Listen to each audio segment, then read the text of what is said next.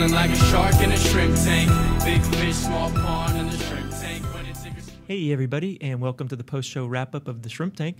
I'm your host, Rich Jensen, along with my co-host, David Sims, and our special guest this week, Ken Clark of Chenal Family Therapy.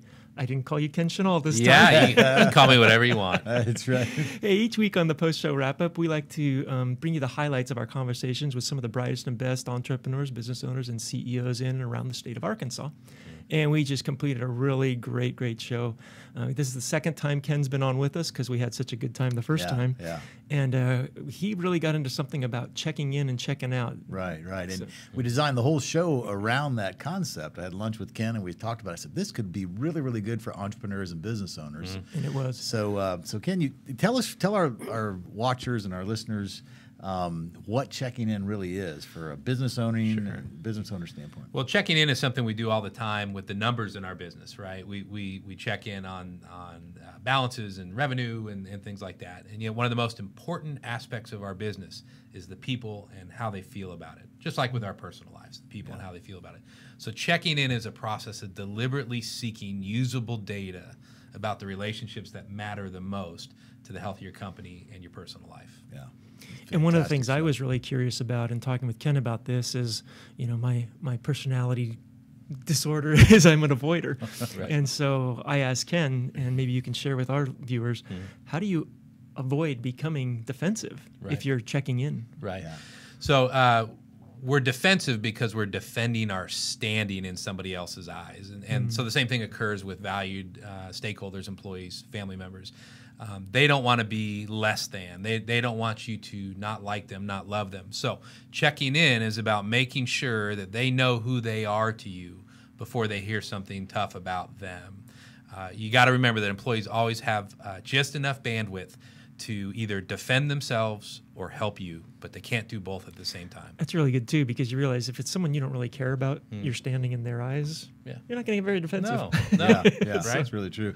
Another thing you talked about on the show, Ken, was creating a culture of checking in, and even at the granular daily type of interactions. And you talked about the whole dynamic of loving somebody and liking somebody and how that works out. Talk a little bit more about that.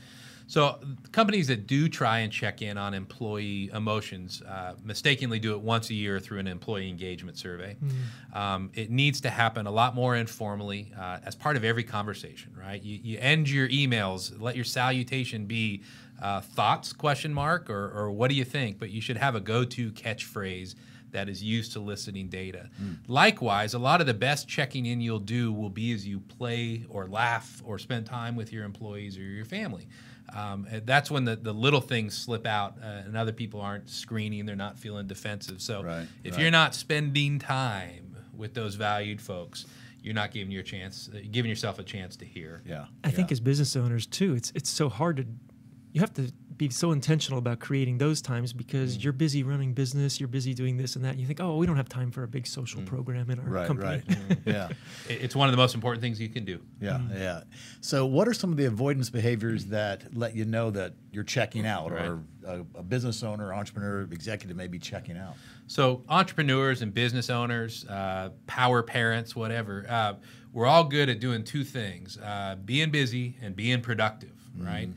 And when we see ourselves being busy with unproductive things, with lower value items, organizing your desk or shredding paper all of a sudden, that should be a red flag that we're probably avoiding a higher value conversation or item. So that's we want to use that as kind of our red flag for what am I avoiding. I remember some people talking about being in a stressful situation. The reason why it was one client that I had in Florida actually. And it was a high intense conflict situation in a business transition, and the lady involved in that, she said, "Man, I go into this intense cleaning mode. I just like clean and clean and clean and clean and clean and clean." And if your wife's up till 1 a.m. cleaning, there's a problem.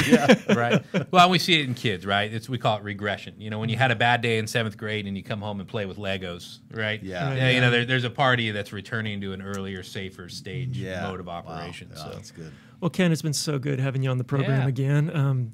If you haven't listened to the podcast, go ahead and listen, and especially to the very end where Ken made the suggestion that he get our wives in here and interview them. So That's right. we don't know if we have the See how courage to brave you check in are. with that. But if someone wanted to get a hold of you or Chenal Family Therapy, what's the best way for them to do that? Yeah, you can find us on the web at chenaltherapy.com, and that's spelled Chenal therapy.com. You can reach out to me at ken@chenaltherapy.com or give us a call at 501-781-2230.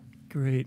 Hey, folks, I encourage you, reach out, talk to them, engage their firm. It will not be money misspent. It'll be money well That's spent. right. And remember to check in 2018, man. That's You want right. to check it out.